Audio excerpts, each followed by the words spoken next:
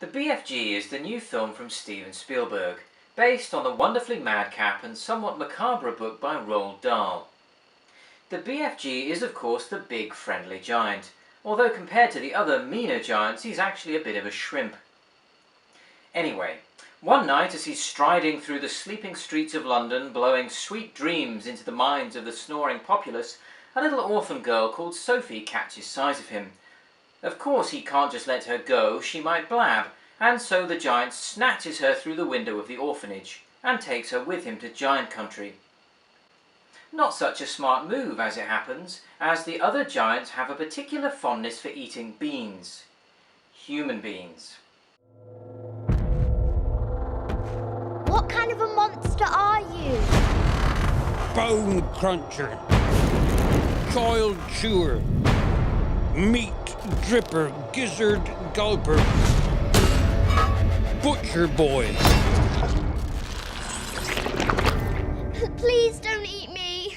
You think because I'm a giant that I'm a man gobbling cannibal?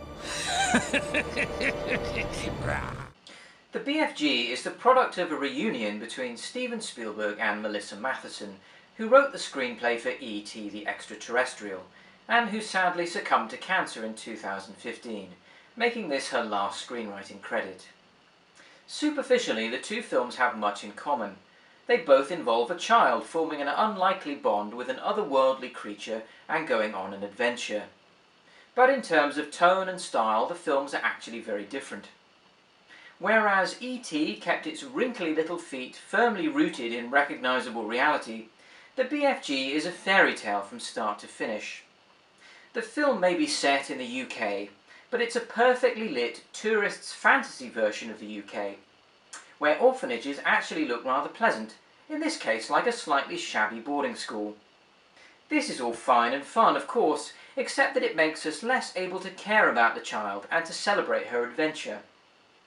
Spielberg is famous for managing to evoke extraordinarily naturalistic performances from children.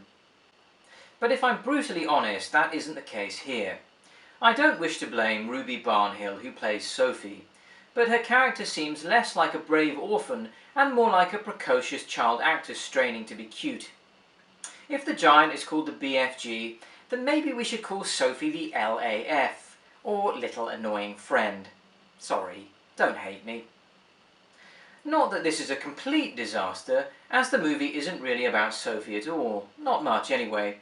Instead it's about the BFG, and how his encounter with a little orphan girl saves him from a life of being bullied by the bigger giants. So I suppose it is like E.T., but in reverse. Thankfully, Mark Rylance, who plays the BFG, presumably covered in dots or lights or something for the sake of motion capture, is magnificent. He's taken Roald Dahl's nonsense-spewing, muddlesome creation and turned him into something soulful and sensitive. A quietly spoken recluse with a heart of gold. It's undoubtedly an Oscar-worthy performance, the actor conveying an unexpected humanity that easily shines through his digital costume. Spielberg seems to have realised this, and the film lavishes almost all of its attention on the title character, which would be wonderful and charming, except that very little attention has been paid to making the story in which he's placed particularly engaging. As such, when the BFG isn't on the screen, everything slows down to an almost unbearable crawl, and you realise just how much of a one-man show you're watching. I can honestly say that this is the first Spielberg movie in which I've experienced boredom. The film, I should say, is gorgeous to look at, and there are moments of pure magic that perhaps only Steven Spielberg could have conceived of.